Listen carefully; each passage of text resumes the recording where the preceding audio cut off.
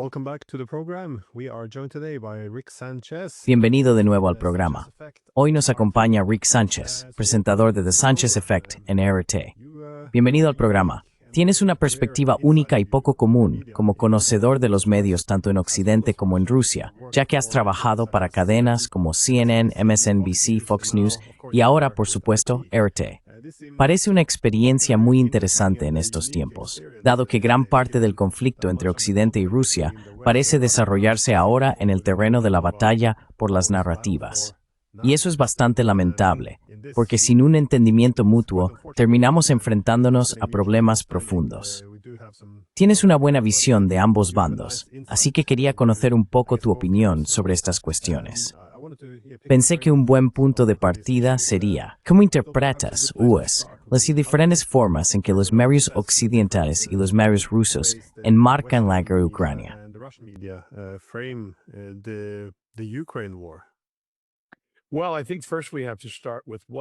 Bueno, creo que primero tenemos que empezar por lo que es el medio de comunicación estadounidense y luego por lo que los medios se han convertido aquí, en lo que solía ser el sistema cerrado de la Unión Soviética. Ahora es un entorno mucho más abierto y expresivo, donde la gente de este país puede decir lo que piensa y los miembros de los medios pueden hacer lo mismo, lo cual resulta realmente sorprendente para alguien como yo. Crecí en un país comunista, nací en Cuba. Siempre me enseñaron a temer a los soviéticos y a su sistema comunista con sus burócratas. Y si siquiera insinuabas algo que pudiera molestar a alguien del KGB, acababas, ya sabes, en Siberia o algo por el estilo.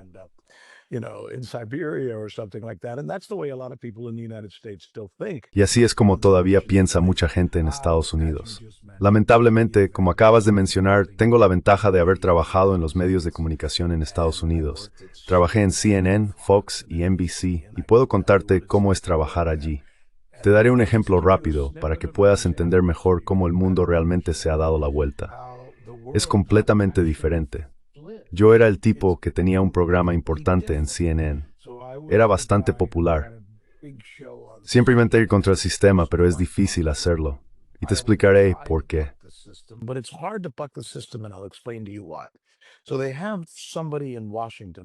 Así que tienen a alguien en Washington, por ejemplo, que es su corresponsal en el Pentágono. Luego tienen a otra persona que es su corresponsal en el Departamento de Estado. Y en cualquier momento del día, cuando el Pentágono o el Departamento de Estado deciden que quieren interrumpir las noticias porque tienen algo que decir al pueblo estadounidense, literalmente hacen sonar una campana. El corresponsal del Departamento de Estado se coloca frente a la cámara, le dan una línea y dirá: acabamos de descubrir nuevos documentos que demuestran que tal o cual persona es mala, Vladimir Putin, Xi, Modi, quien sea.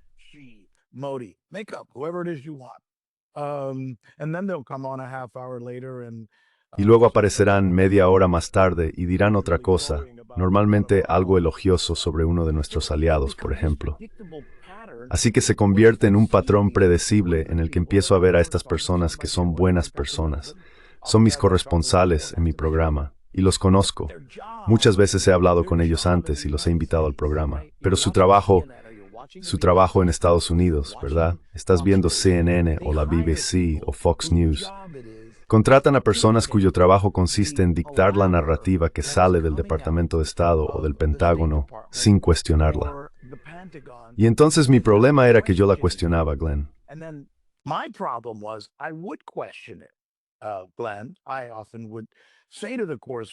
A menudo le decía al corresponsal, pero espera, eso no encaja. Y de repente oía a mi productor decir: oh, tenemos que cerrar, tenemos que irnos. Era como, bueno, cuanto más hacía esto, ¿sabes? Yo estaba allí cuando nos preparábamos para ir a la guerra en Irak, cuando estábamos en Afganistán, y pasaban muchas cosas, y seguía pensando, esto no tiene sentido.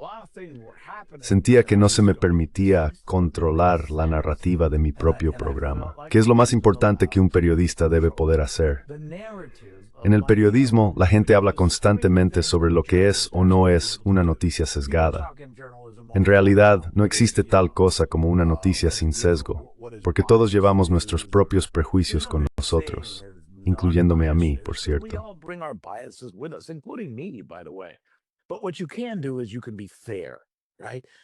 Pero lo que sí puedes hacer es ser justo, ¿verdad? Puedes intentar ser justo con la historia y con las personas de las que hablas. Y yo intenté muchas veces hacerlo y acabé de bruces, como suele decirse. Me despidieron cada vez que me opuse a esa narrativa. Así es básicamente como funciona. Contratan a gente para que en esencia materialice las órdenes que salen de esos lugares. ¿Y a qué te recuerda eso? ¿A qué te recuerda cuando las personas que hablan en contra de eso, como yo, acaban siendo despedidas, por ejemplo? Anoche, Vladimir Putin, porque aquí en Moscú estábamos celebrando 20 años de libertad de expresión como entidad de radiodifusión, la que todos conocemos como RT, que ahora emite mis programas, como mencionaste.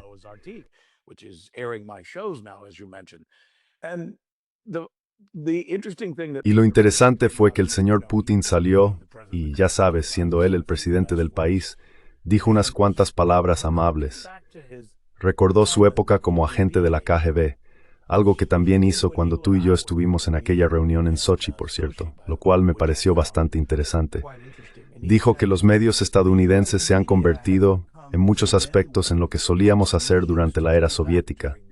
Y luego dijo, bloquean, detienen, interfieren, dijo. Cuando yo trabajaba, cuando nosotros hacíamos eso no dijo KGB, dijo, ya sabes, inteligencia o algo así.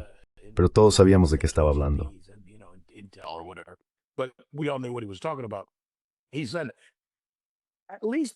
Dijo que, al menos en aquel entonces, intentábamos trabajar con la gente y tratábamos con delicadeza de quizá convencerla o hacer que viera un punto de vista diferente. En este caso es muy distinto. Y aquí está el líder de lo que tú y yo crecimos conociendo como el presidente de la Unión Soviética, hablando sobre la importancia de la verdad y la libertad de expresión. Y en un momento dado, por cierto, esto tiene que ver con el incidente del Tomahawk que tú y yo sabemos que está ocurriendo en el mundo ahora mismo. También dijo, Rusia tiene hoy el mejor arma intercontinental del mundo y se llama verdad. Yo pensé, bueno, al menos hay que reconocerle el mérito, o a quien quiera que le haya escrito eso, porque es una frase magnífica y además muy oportuna.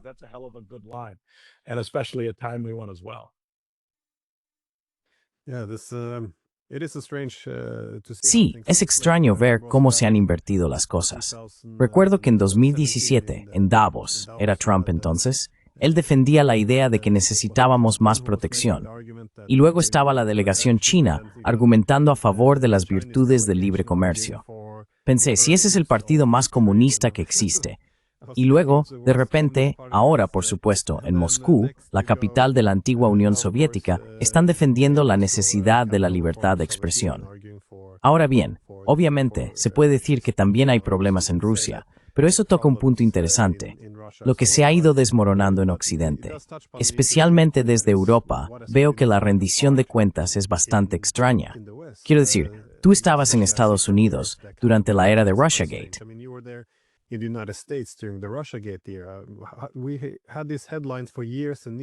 Durante años y años tuvimos esos titulares falsos.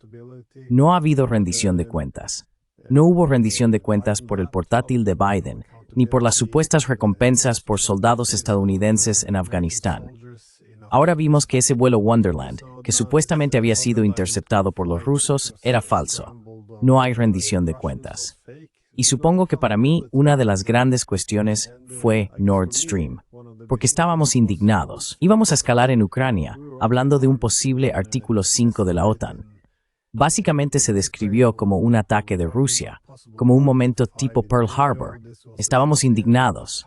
Y luego cuando descubrimos que en realidad no habían sido los rusos, que no era el supuesto plan ruso, como se nos dijo, para volar los gasoductos europeos, el tema simplemente desapareció. Nadie quiere hablar de ello.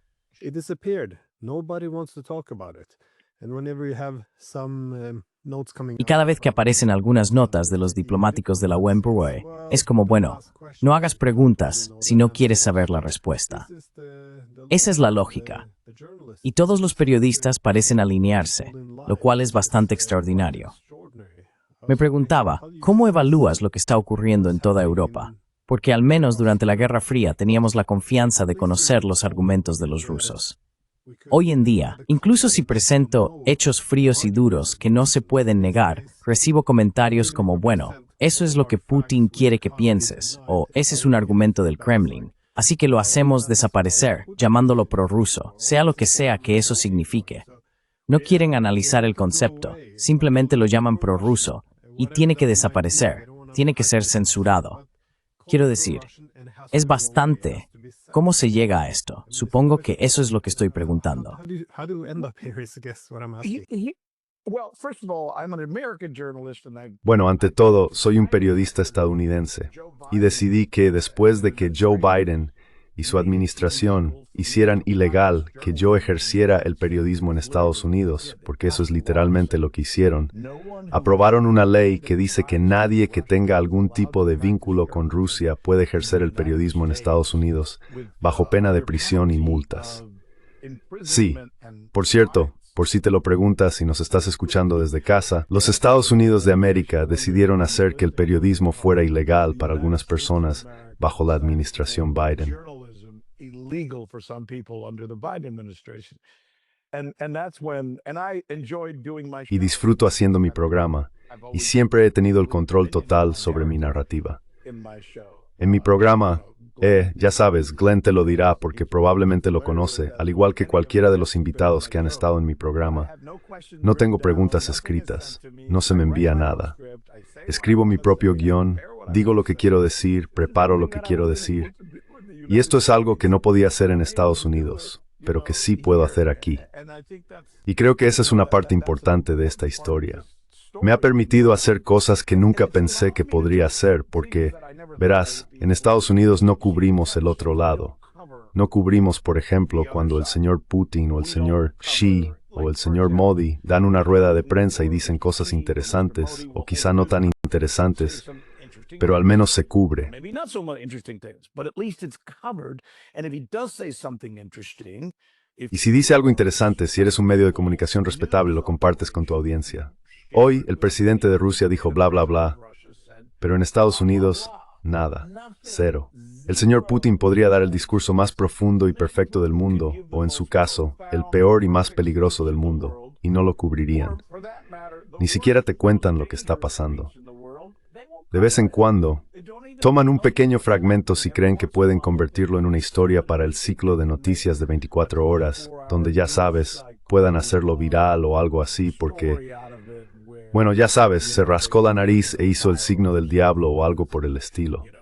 Así que es simplemente ridículo. So it's just, it's ludicrous. And then while I've been here and I've had the opportunity to Y mientras he estado aquí, he tenido la oportunidad de reunirme con el ministro de Finanzas, el ministro de Asuntos Exteriores y otras personas a las que ahora tengo acceso. Igual que cuando fui a cubrir la cumbre de la Organización de Cooperación de Shanghái, por ejemplo, con el señor Modi y el señor Xi.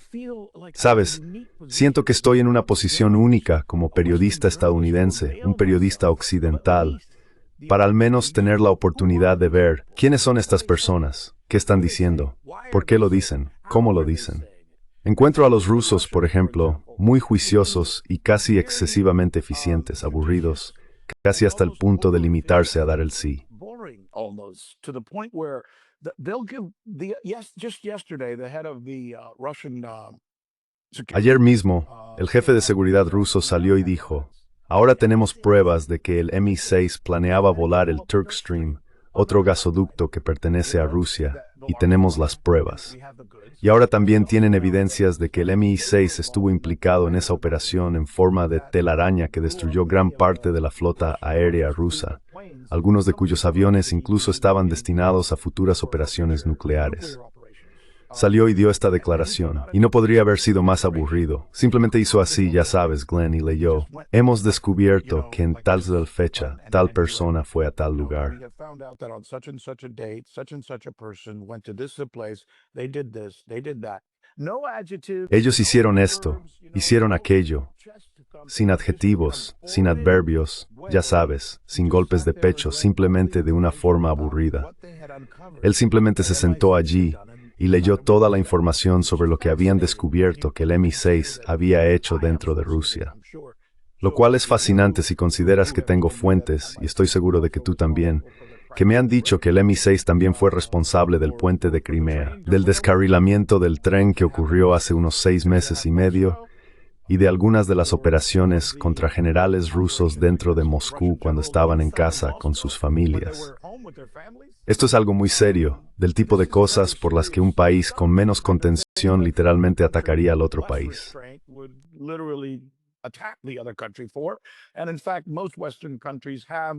Y de hecho la mayoría de los países occidentales han hecho o harían algo así, y lo llamarían una operación antiterrorista. Bien, esto se anunció hace apenas 48 horas. ¿Dónde está? ¿Dónde está el titular del New York Times diciendo que los británicos atacaron dentro de Rusia y destruyeron su flota nuclear? En cualquier otra circunstancia, sería una historia increíble. Y sin embargo, ¿dónde está esa historia en The Guardian, la BBC y todos esos otros medios? No existe. Y una vez más esto nos lleva al punto con el que empezamos la conversación. Sé que nos desviado un poco, creo que y podemos volver a eso, pero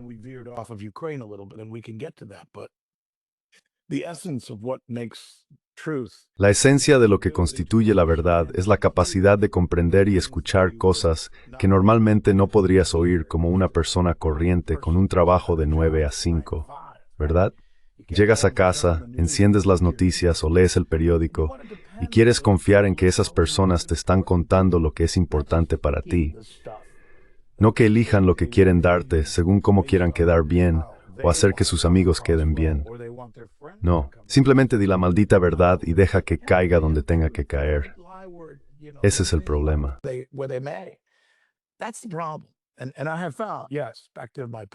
Y he descubierto, sí, volviendo al punto que intentaba hacer, he descubierto que como estoy en una posición única, veo que claro, aquí también pasan cosas.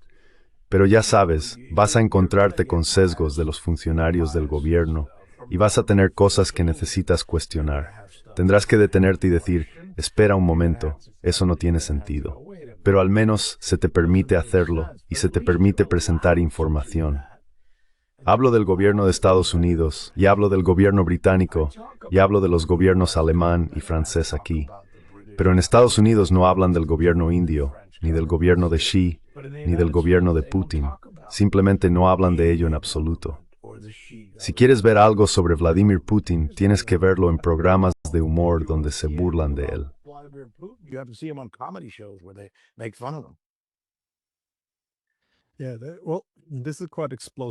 Sí, bueno, esta es una noticia bastante explosiva, sobre todo cuando proviene del jefe de la seguridad rusa, el FSB, que ahora tienen pruebas de que son los británicos quienes están detrás de todos estos diferentes atentados terroristas en Rusia. Pero también, como has dicho, el más importante, que los británicos estuvieron directamente detrás del ataque contra el elemento disuasorio nuclear de Rusia.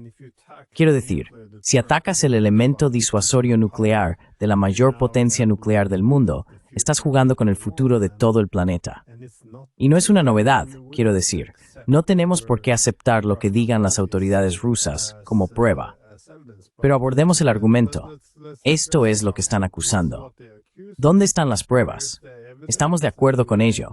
¿Cuál es la respuesta de las autoridades británicas?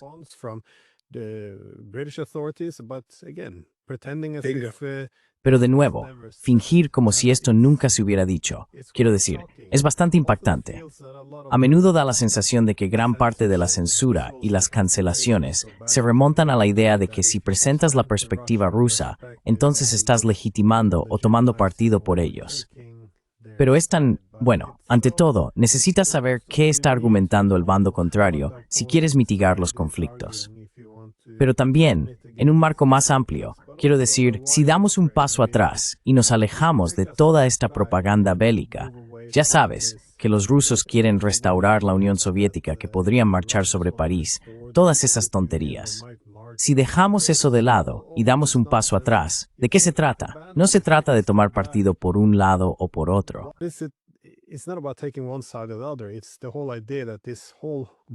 Es toda la idea de que esta guerra, este conflicto, parece bastante innecesario. Quiero decir, era muy difícil vivir junto a la Unión Soviética por las diferencias ideológicas. Pero con Rusia, ¿en qué se diferencian hoy? Es decir, si no lo son, si Putin no es Hitler intentando invadir toda Europa, ¿qué tan difícil sería armonizar nuestros intereses estratégicos y nuestras visiones sobre cómo debería organizarse Europa? Quiero decir, la idea de que ahora estemos dispuestos a atacar a una potencia con disuasión nuclear, en lugar de buscar la diplomacia, o cómo armonizar nuestros intereses, muestra hasta qué punto ha llegado la propaganda y cuánto miedo hay de que se nos perciba como si estuviéramos del lado de los rusos.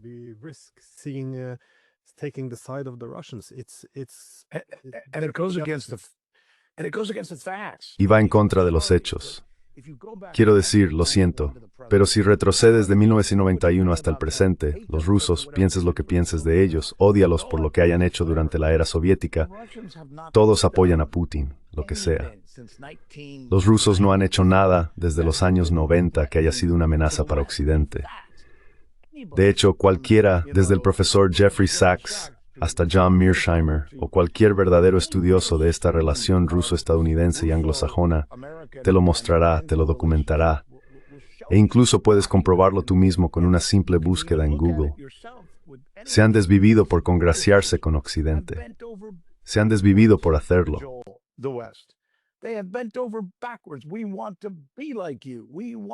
Queremos ser como vosotros, queremos seguiros, queremos unirnos a vosotros, queremos formar parte de la OTAN. Por favor, dejadnos entrar. ¿Qué se necesita? ¿Cuánto cuesta? ¿Dónde compramos un billete?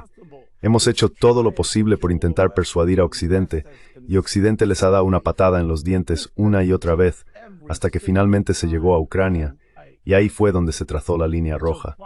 Y ya sabes, el presidente Putin finalmente dijo, ya está.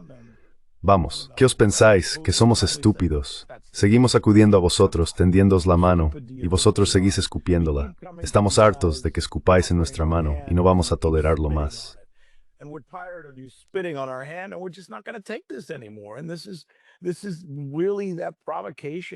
Y esto es realmente, esa provocación es lo que inició todo este asunto.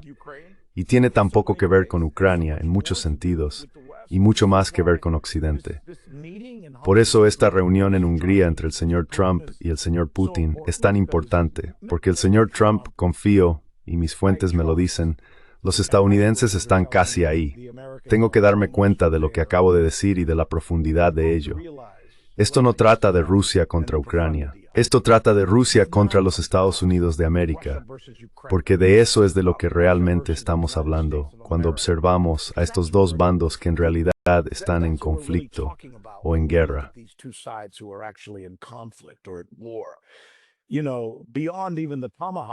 Sabes, más allá incluso de la conversación sobre los Tomahawk, que obviamente es una locura, creo que la perspectiva rusa es, mira, no, si les das Tomahawk, está bien. No va a cambiar el curso de la guerra, pero sí cambiará el curso de las relaciones entre Estados Unidos y Rusia. Eso podría ser una línea roja para nosotros.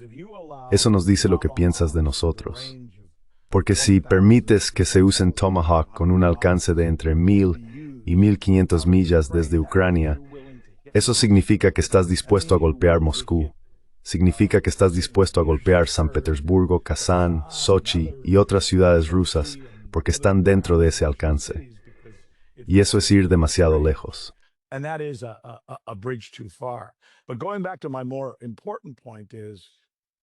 Pero volviendo a mi punto más importante, realmente le conviene al señor Trump, y creo que estamos cerca, creo que esto podría suceder. Y doy gracias a Dios de que Hungría sea un lugar mucho mejor para esta conversación que Alaska, donde los periodistas estadounidenses que como tú y yo bromeamos la última vez que estuvimos juntos, piensan que la multipolaridad es una película de Steven Spielberg que está por estrenarse. Son tan tontos y tan rígidos en Occidente.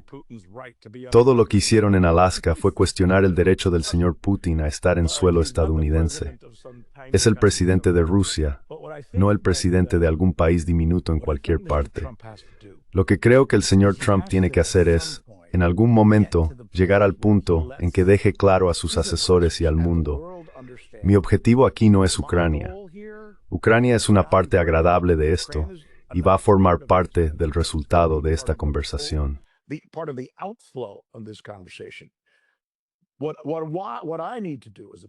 Lo que debo hacer como presidente de los Estados Unidos, lo que debemos hacer como país, es restablecer una relación con Rusia.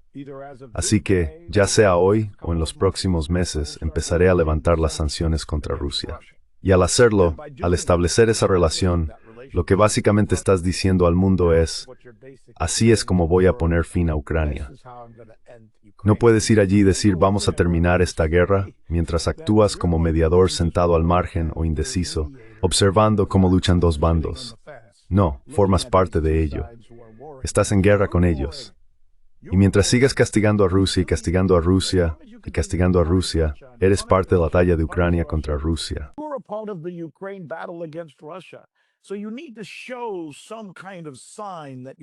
Así que tienes que mostrar algún tipo de señal de que estás dispuesto a retractarte de algunas de esas cosas.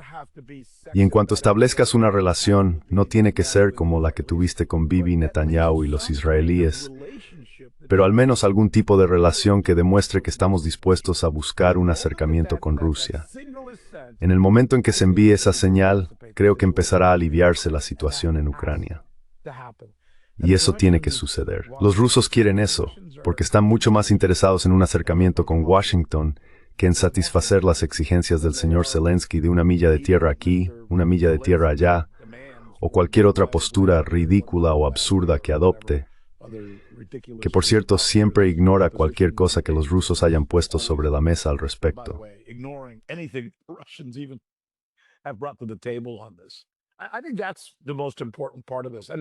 Creo que esa es la parte más importante de todo esto.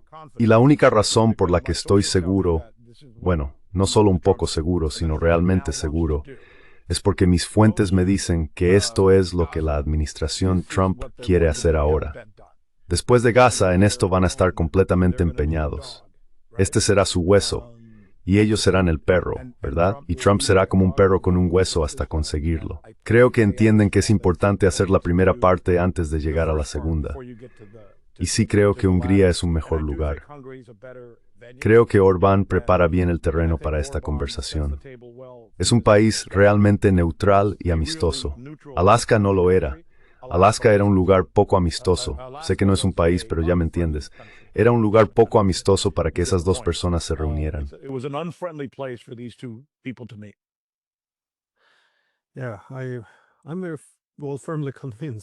Sí, estoy firmemente convencido de que, como sugieres, necesitamos reducir o controlar la propaganda bélica en casa si queremos que sea posible lograr la paz. Hace no mucho hablé con Jack Matlock, que fue, por supuesto, el embajador de Reagan en la Unión Soviética, y decía algo parecido, que cuando él y Reagan querían negociar el fin de la Guerra Fría, uno de los mayores obstáculos era Washington. El odio hacia los soviéticos, incluidos los rusos, era tan intenso que cualquier negociación de paz se veía casi como un acto de apaciguamiento. Sí, como el mismo lenguaje que tenemos hoy.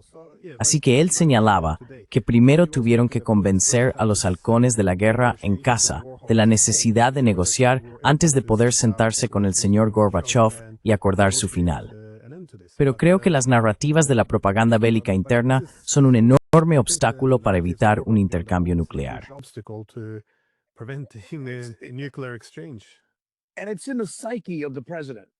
Sí, y está en la psique del presidente.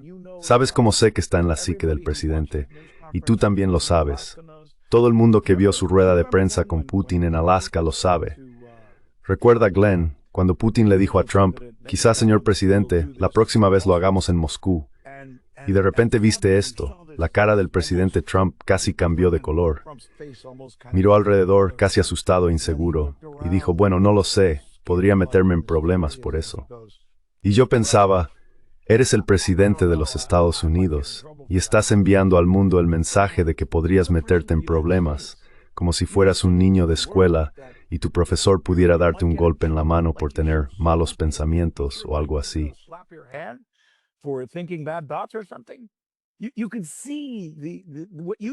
Puedes ver de qué acabas de hablar, ¿verdad? Estaba en su psique como estadounidense, como un tipo que creció durante la Guerra Fría. Quiero decir, ya tiene sus años, obviamente. En cuanto el presidente lo invitó a Moscú, se le notó el miedo. En lugar de decir, bueno, claro, tú has venido a mi país, tal vez yo vaya al tuyo y veamos si podemos resolver esto. Eso es lo que dice un hombre. Eso es lo que dice un líder. Eso es lo que dice un amigo, o al menos alguien lo bastante decente como para hablar con un enemigo que le tiende una rama de olivo. En cambio, se puso nervioso. Parecía como si acabara de ver un fantasma o algo así. Y pensé que ese momento fue muy importante. Recuerdo que fue una de esas cosas que como periodista empecé a notar y subrayar, como diciendo, maldita sea. Eso decía muchísimo, más que cualquier discurso podría haberme dicho, desde luego. More than any speech could have said to me, anyway. I want to ask you about one of the key narratives. Quería preguntarte sobre una de las narrativas clave a las que ya aludiste.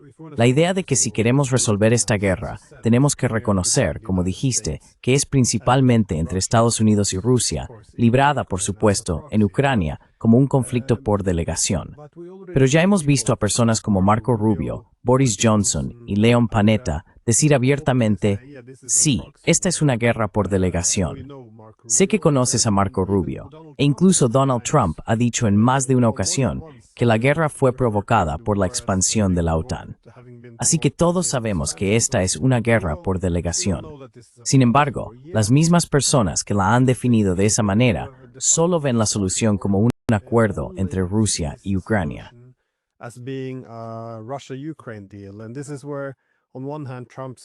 Y aquí es donde, por un lado, Trump dijo que esta guerra era la guerra de Biden, pero también que él es un mediador para poner fin a la guerra entre Rusia y Ucrania.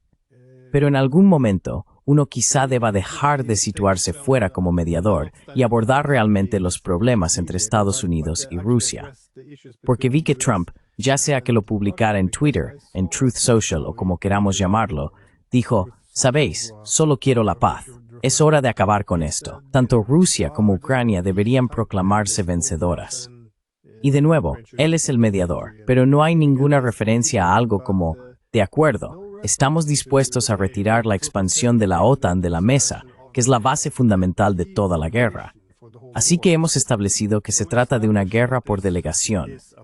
¿Cómo acabamos con esta narrativa, asumida por las élites políticas y mediáticas, de que la única solución puede ser un acuerdo entre Rusia y Ucrania?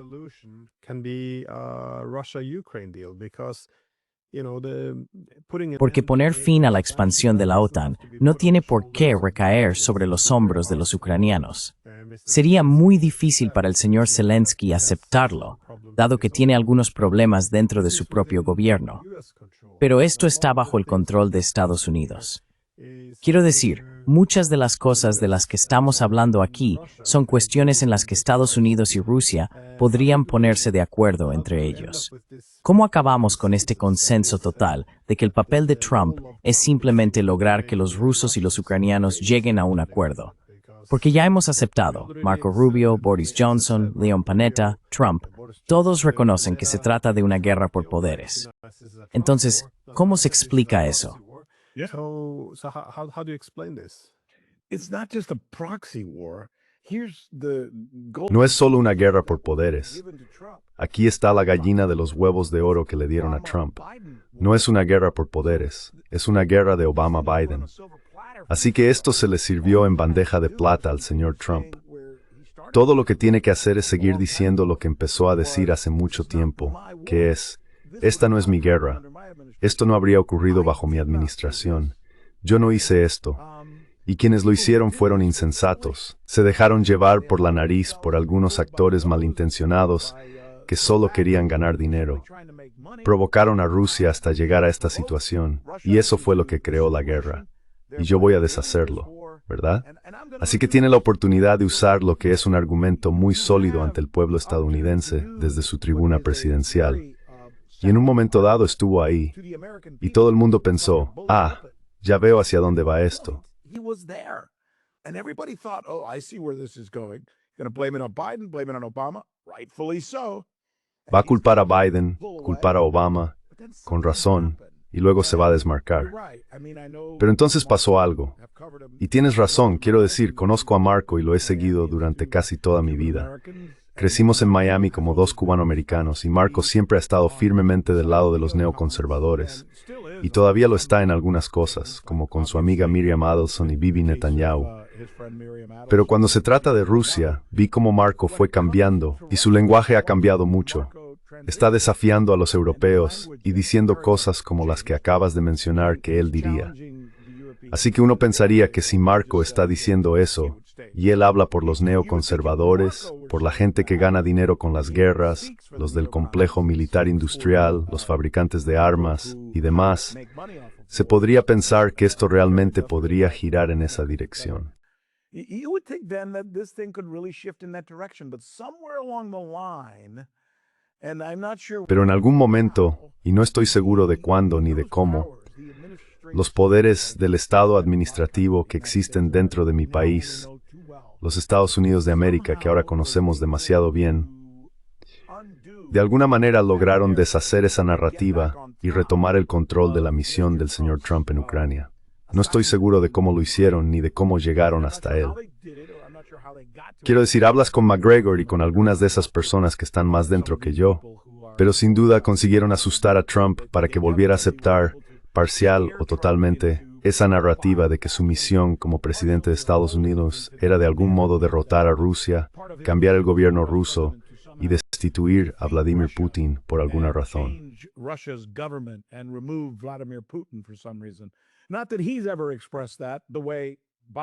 No es que él lo haya expresado nunca de la manera en que lo hizo Biden. Trump nunca ha dicho esas palabras, así que no quiero poner palabras en su boca. Le tomo la palabra cuando dice que en el fondo realmente quiere hacerlo, pero no lo está haciendo con el mismo tipo de fervor, la misma pasión, el mismo lenguaje que usaba al principio, lo cual me preocupa.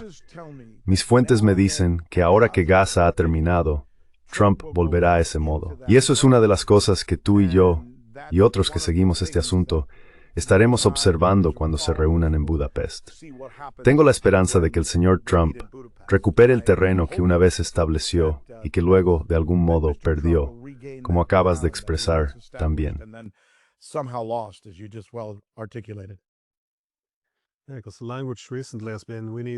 Sí, porque últimamente el discurso ha sido, necesitamos más misiles, más escalada para obligar a Putin a sentarse a la mesa de negociación.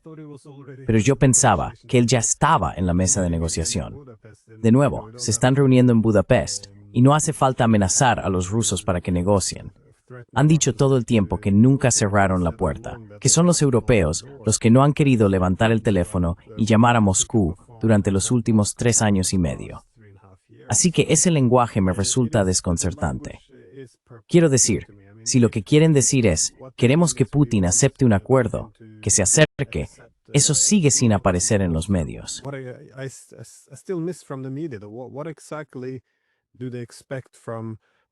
¿Qué esperan exactamente de Rusia? ¿Esperan que muevan la línea roja? ¿Exigen un acuerdo político que signifique el fin de la expansión de la OTAN?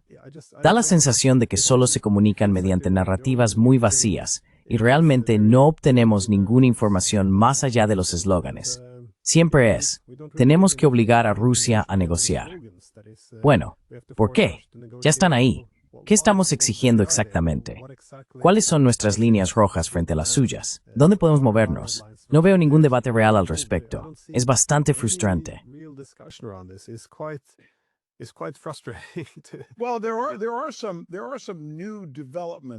Bueno, hay algunos acontecimientos recientes que juegan a favor del señor Putin de cara a estas negociaciones.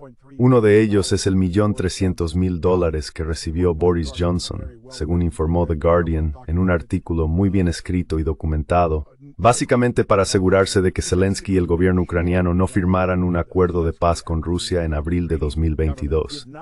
Eso es enorme. Es básicamente la prueba clave. Es como si los rusos entraran en las negociaciones diciendo, estábamos dispuestos a detenernos, y un líder occidental fue llevado a nuestro país, pagado con un soborno para asegurarse de que la guerra continuara, de modo que su cliente, quien, según el informe, le pagó, pudiera ganar dinero vendiendo drones a los ucranianos. Es un informe asombroso que debería ser analizado a fondo. Si yo estuviera negociando, insistiría en eso.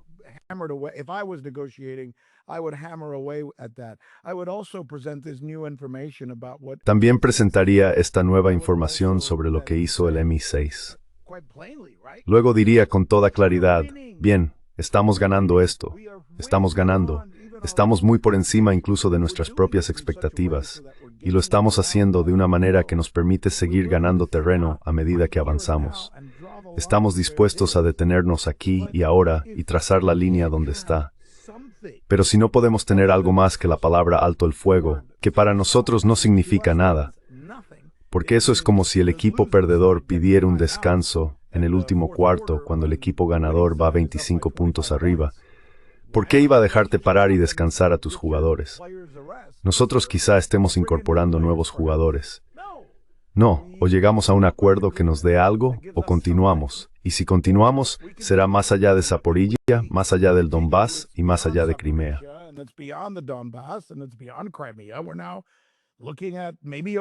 Ahora estamos considerando quizá Odessa. Así que te conviene negociar algo que nos importe. Y lo que realmente queremos no tiene ni siquiera que ver con Ucrania. Se trata de que se nos acepte como nación, como miembro de la comunidad de naciones. Nos gustaría que se eliminaran algunas de las medidas punitivas que se han tomado contra nosotros y que se nos tratara con el respeto que creemos merecer.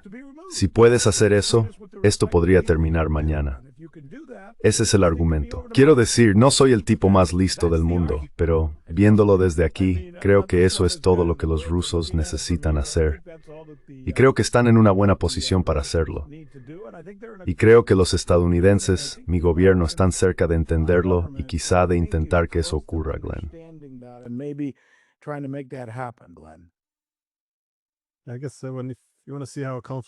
Supongo que, si quieres ver cómo se desarrolla un conflicto, a menudo puede ser útil observar cómo cambia la narrativa mediática. Porque durante más de 3 años, la historia siempre fue que se trataba de una guerra no provocada, que los ucranianos estaban ganando y que los rusos sufrían muchas más bajas.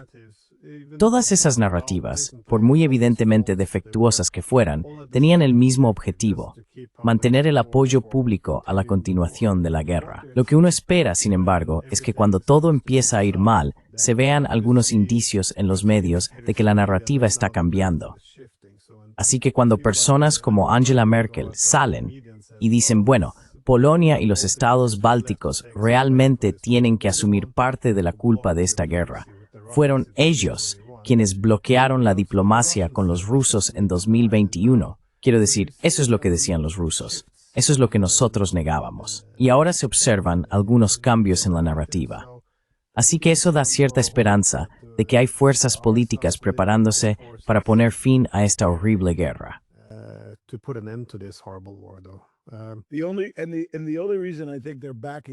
Y la única razón por la que creo que están apartándose de esa narrativa, por cierto, si te refieres a la BBC, a la CNN, por ejemplo, es que ahora se ven obligados a presentar la verdad. Y la verdad es que los rusos, de hecho, están avanzando hacia territorios, no perdiéndolos. Lo están haciendo de manera muy prudente. Fíjate en lo que hacen. Rodean la mayoría de las ciudades, todas las ciudades, incluida la zona de Pokrovsk, que decidieron no atacar de frente. Están rodeándola, en muchos casos para proteger la población de ciudades.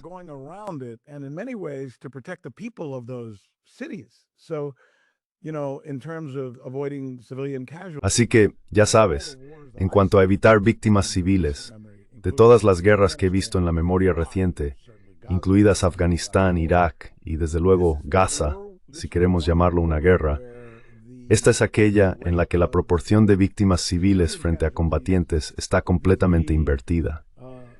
Es decir, lo último que comprobé quizá haya entre 13.000 y 15.000 civiles que han muerto en esta guerra, lo cual es horrible. Una sola ya es demasiada, obviamente, pero es una cifra relativamente pequeña en comparación con lo que creemos que ocurrió en Irak. Más de 500.000, según algunas estimaciones, y con lo que sabemos que acaba de suceder en Gaza, por ejemplo.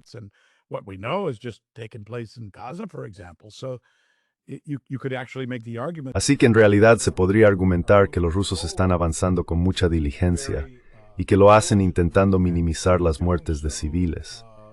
Esa es una historia interesante, que puede ser documentada por analistas militares que realmente examinan la información sobre el terreno, pero por alguna razón deciden no informar de ello. Al menos ahora, por fin informan de que los rusos están avanzando y de que el ejército ucraniano está realmente en mala situación, en una mala posición. Ukrainian military. La única razón por la que lo hacen es porque cualquier otra cosa sería ridícula. But the only reason Si no lo informaran, perderían completamente su credibilidad, porque en ese punto estarían acabados. completely lose their credibility because now they're done.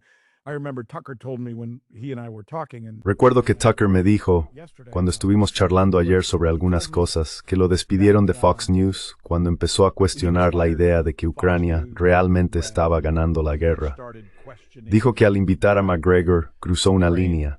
Estábamos hablando de cómo me despidieron a mí de los medios corporativos y a él también, básicamente por desafiar algunas de sus narrativas. Dijo que es curioso porque la última vez que McGregor estuvo en Fox News fue cuando él lo invitó, y en cuanto despidieron a Tucker, McGregor no ha vuelto a ser invitado desde entonces. Así que no estaba seguro de si realmente lo estaban despidiendo a él o a McGregor. Así es más o menos como controlan las cosas, volviendo al principio. That's kind of the way they control things. Coming back to the beginning. Well, thank you so much Bueno, for taking muchas the time. gracias por tomarte el tiempo. Es un placer volver a verte. Sí, espero que esta sea la fase final de la guerra. Stages of this war. Thank you. I appreciate Gracias, te lo agradezco, Glenn. Siempre es un placer hablar contigo y creo que haces un trabajo maravilloso. Disfruto de tu podcast, de tus reflexiones y de tu amistad. Gracias, amigo mío. Thank you. Gracias. Thank you.